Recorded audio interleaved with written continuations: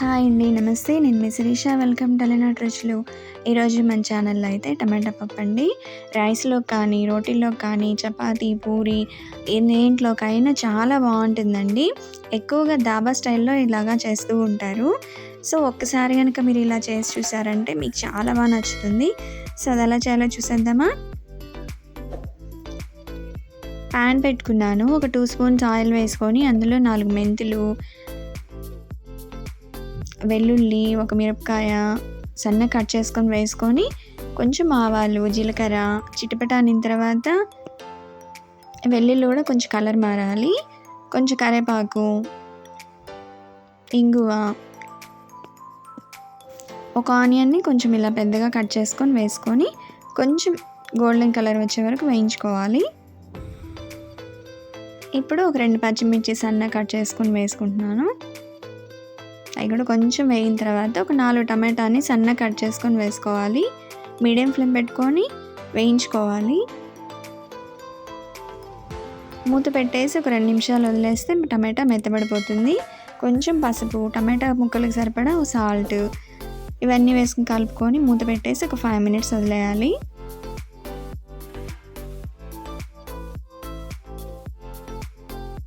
చూడండి, టమాటాలో వాటర్ కూడా వచ్చేసాయి, అంటే టమాటా ఉడికిపోయింది.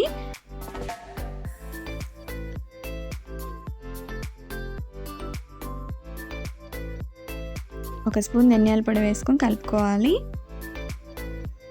ఇప్పుడు 1.5 కప్పు కందిపప్పుని ఉడకబెట్టేసుకున్నాను. అది కూడా వేసేస్తున్నాను. బాగా కలిపేసుకోవాలి. కొంచెం వాటర్ కూడా పోసేసుకొని కలుపుకోవాలి. ఇప్పుడు పప్పు సరిపడా సాల్ట్ వేసుకుంటున్నాను.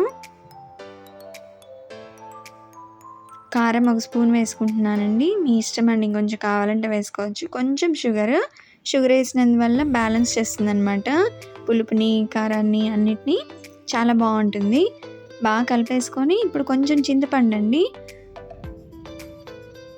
అది కూడా కలిపేసుకోవాలి. చివరిగా కొత్తిమీర వేసుకొని మూత పెట్టేసి జస్ట్ ఒక 2 మినిట్స్ అలా ఉడికనిస్తే సరిపోతుందండి. సో 2 నిమిషాల తర్వాత మూత తీసి కలుపుకోవాలి బాగా. రెడీ అయిపోయిందండి టమాటా పప్పు.